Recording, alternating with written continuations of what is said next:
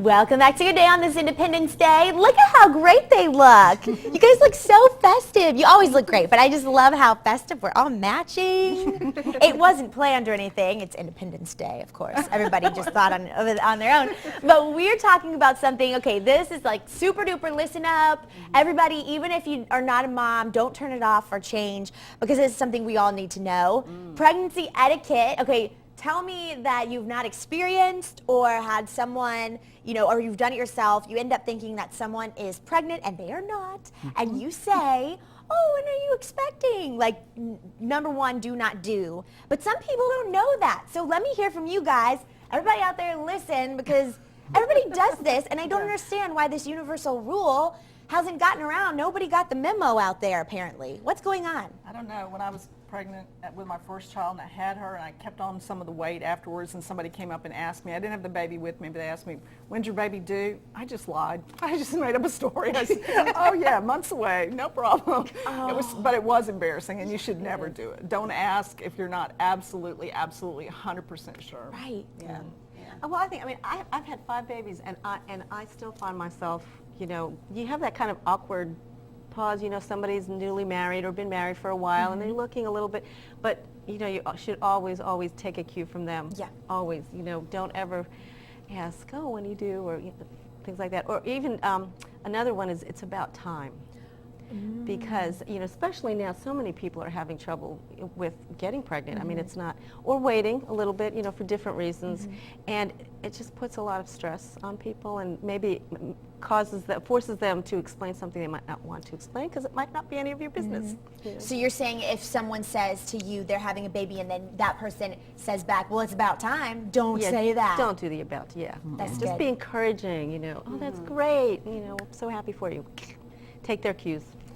I had one mom tell me, and I thought this was so cute, with twins, that people actually will say, oh, are they natural or, you know, was it artificial insemination? And I love what she said. She said, unless you're the father or the physician, you probably don't get to know the whys in the house. So just keep those questions to yourself. Right. One other thing, everybody, the natural temptation is to want to touch the mom's belly. Don't touch, not even if it's not if it's your sister. Don't touch, you know, unless you're invited to do that. That's very private. It is, yeah. Well, you know, me and my sisters, we didn't have rules when we were pregnant. We were like, I'm going to touch your belly, and my niece is going to know who I am. But I mean, I had a lot that was said after I had my first daughter, Brianna. Let's just say I was muy enorme up top. And I had just had her, and we were at church, and I had the baby carriage, and this guy at our church, he came over, oh, the baby's so cute, and I see that you're getting ready to have another one. Okay, really? I mean, she's 5 weeks old. Am I really gonna? I mean, so it was like one of those things where you go home and eat a cookie because you're already fat. You know? So it was that one and that, girl, you getting big, but you look good though. That doesn't work. No. That never works. Anything so. weight related. Just we don't. know we're gaining weight. Exactly. Thank you very much. Exactly. And even some of those, you know, you can tell the gender by where you're gaining weight is not a good thing because it's pointing out where you're gaining the weight, and you don't need to do that. Right. Yeah. Don't share your labor and delivery stories. Oh, They no. don't want to hear it. Really don't. Especially if it was a hard one.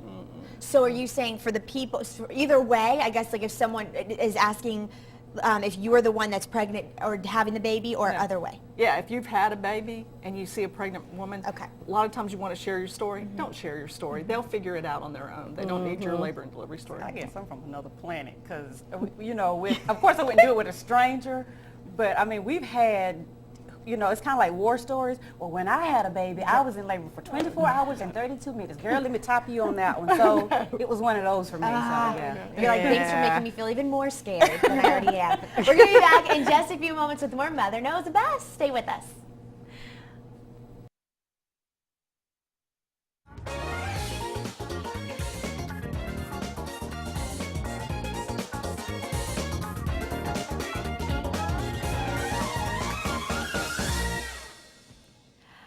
Well, we have been talking this morning about pregnancy etiquette, and so we want to discuss now something that you hear about a lot, breastfeeding in public. Shoot it out. What is your thoughts? No. A lot of people say it's just natural and it's fine. Sex is natural, but you don't want to do that in public either. And I always say that if you're going to breastfeed the baby, it may be natural to you, but to my boyfriend or my husband, it's still a naked breast, and so it's still not a good idea to do it. If you're going to do it discreetly, very discreetly. Yeah. Well, I mean, that's what I would say too. Like, don't be ashamed of it. You know, a lot of women keep the girls hanging out. Yeah. She's trying to figure out how to say it so delicately. And others, I mean, just from the way they dress, you know, so at least you're doing it in a productive, healthy way. But I would say to be discreet and be appropriate about it, and you know, maybe go to a secluded corner. And there's really pretty covers that you can use and everything. Beautiful. I mean, there's no reason that you just have to let it. There's like those apron things. Yeah, there's lots of things that you can use. Yeah. Yeah. Okay, so now what about some things that you've talked with other moms and they've kind of given you some ideas as well? Well, I have a very dear friend that I've watched grow up from a young woman into a wonderful young mother. She has one child and they've been trying to have another child, and she unfortunately has suffered several losses. And she said, she gave me some things and she said, Janet, all of these things have actually been said to me. These aren't just, you know, theoretical. You can always try again. This is after losing a child. That's not what they want to hear. Be grateful for the child you have. You know, just really, and I think it comes from a place of trying to make them feel better, but that's not what's going to do it. I know what you're going through. Obviously, unless you've been there, you don't know what they're going through. It's probably for the best. And get on with your life. This isn't the end of the world. And as we all know, grieving is a very personal thing, and it takes some people longer than others. So Sometimes does feel like the end of the world. it does feel like the end of the world, absolutely. So be very sensitive. And they said the best thing you really can say to somebody like that is just, I'm so sorry. Very good. Yeah, I mean, with my daughter, Brianna, she was born when I was 7 months pregnant, and I was preeclamptic. So I was here at Phoebe for about 2 weeks before I actually had her. And even while I was there, it's funny now, but one of the relatives that was in the waiting room made the comment around my mom, well, it's not that bad.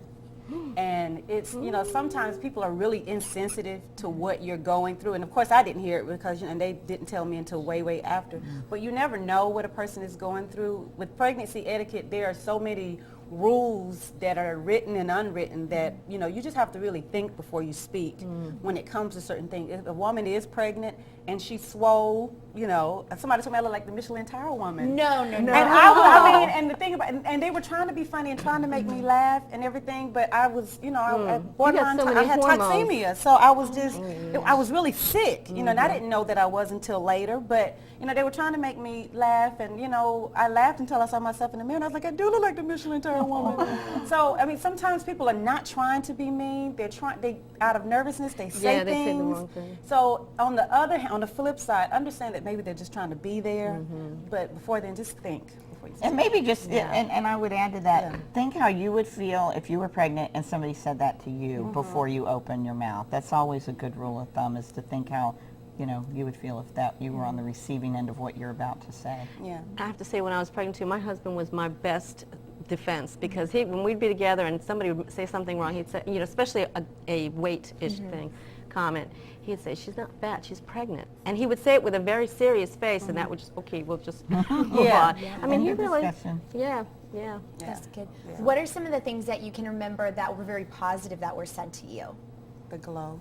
Yeah, you look beautiful. You look beautiful. Yeah. Yeah. And You look beautiful. yeah, it was about And I'm that so glow. happy for you. Yeah. And a big hug, because you're all hormonal and you just want to cry. I also think it helps with pregnant women. A lot of people just want to give one baby shower. I think you need to celebrate pregnancy early and often. Yes. There you you can't go. have too many parties for a pregnant woman. Yeah. I love it. So it's as simple as that. Very good, guys. Thank you so much. We're going to be back in just a moment. We got a new topic coming up next. Stay with us.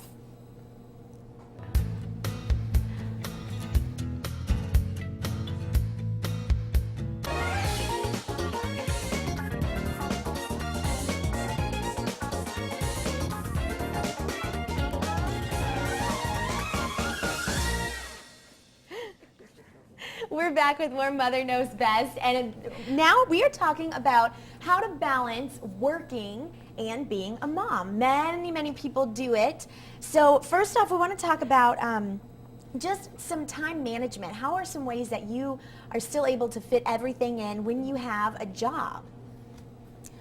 For me, it's all about, now I work from home. Because None of this. You work yeah, at home. I am an executive housewife / like you said, mompreneur. And I had to really develop a schedule, and I discovered when you wake up earlier, you do more. And so I had to just adjust that schedule. With kids, you're not going to go verbatim with that schedule, but it does have some balance that goes there, you know, because when I'm trying to write, it's really hard to focus if I've got dirty dishes in the sink, or if I know that there's laundry that needs to be done. So I had to set laundry days, write days, work on our nonprofit days, and that helped out a little. But like I said, with kids, it's unpredictable. Yeah, it's really hard working at home. It sounds, idyllic. Oh, that's it. You don't have to go to the office or whatever. But it's really challenging. I mean, I do two websites. My husband and I have a business, which is run out of our home, and it is very hard to focus. I really live with this, and I know this sounds very almost trite about the timer, but you can get a lot done in 20 minutes. 20-minute segments, when you're focused like that. And it really helps my kids, too, because keeping the house clean, and say, okay, kids, we got 20 minutes, let's knock it out, and things like that. And then it kind of puts a little bit of a framework to our day. But planning is so key. Even if you don't stick to it, it just gives a framework to your day that you need. I think an important thing is trying to figure out and give yourself permission to take care of yourself. Because when you're in a caregiver role or a parent or whatever you're doing, I know myself personally right now, I've been having some health issues. And because, everybody else needs to be taken care of, I just kind of put it off to where I've had my entire family and friends from across the country all gang up on me on Facebook and say, you are going to this appointment, make the appointment, or we will all come down there and take you. So, which wouldn't be bad to get to see a lot of people I haven't seen in a while. But you just put yourself last, and that's really not a good thing, because if you're not nurtured and happy, then you're not going to be able to give 100% to your family. So you've got to find a way to find that balance. We were talking about that on the break, and I think we all agree, the moms tend to put yourself last at the list. But on the airlines, when you take a trip, one of the first things they tell you is if the air mask falls, you need to put the mask over your nose and mouth first before you help somebody else. And there's a reason for that, because you got to take care of yourself before you can help anybody else. That's right. Yeah. Well, specifically, I know being a single mom and working and all the things you have to do, how do you do it? I have no idea. The power of God really is the only thing I can say about that. But I will tell you, the balance is probably the hardest thing ever for a single parent. But and taking care of yourself and taking care of your kids, there are really two things that I try to treasure. One is I realize that taking care of myself, I'm not going to get a half a day. It just doesn't happen. If I have a half a day, I got something else to do. But I can treasure that 10-minute cup of coffee all by myself. And I think if you're a single parent, you have to realize that your time's going to be smaller, but savor that. Just savor that you have those moments. And then with my kids, I have to realize that quality time is not going to be going to Disney World or going to do something fun. I try to incorporate them. If we're going to cook dinner, Jack, get in here. Would you tighten the knobs on my cabinet while I cook dinner? And so he can be with Mom doing something with some tools while I'm cooking dinner. And he can chop onions too, He can teach your kids. And I try the same way with my girls. It's like, hey, can you spend 15 minutes with me folding laundry? And while we're folding laundry, hey, did that boy ever text you back? So you have to work those into things that have to be done. Very good. We're going to be back in just a moment talking more about how to work and have all the responsibilities and still be a mom. Stick with us.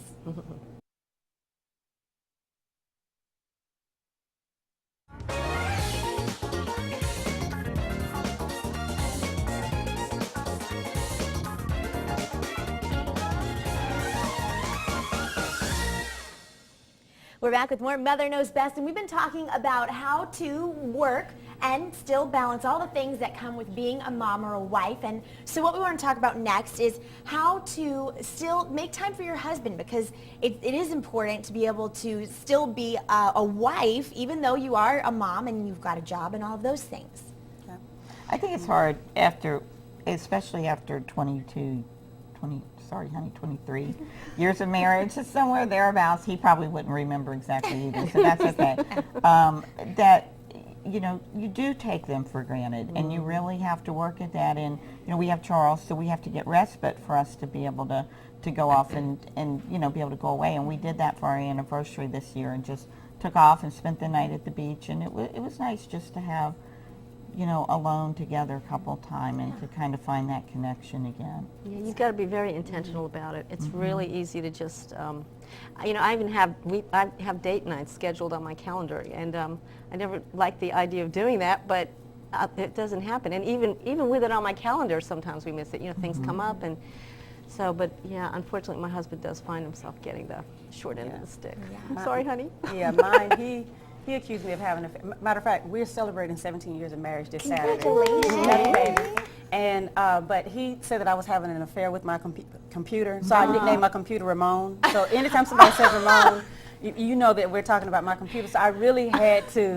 do the same thing that I did with my kids. Just okay, this is hubby time right here. Yeah. I know I'm not married, but I did hear a great tip. I'm going to share it. Somebody else can tell me how it works out. But I heard on a broadcast where someone suggested that you tell your kids that the first minute and a half that Dad gets home is just for me and Dad. And so for that minute and a half, Dad gets the hug or the kiss of a lifetime, and then it's over. What I heard from the dad in that respect was, hey, it feels great to be the king, you know, for a minute and a half. Really. Yeah.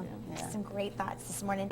We're also talking about dealing with guilt that might come with, you know, having to work and things like that, and you really want to be able to be home with your kids. What are your thoughts on that?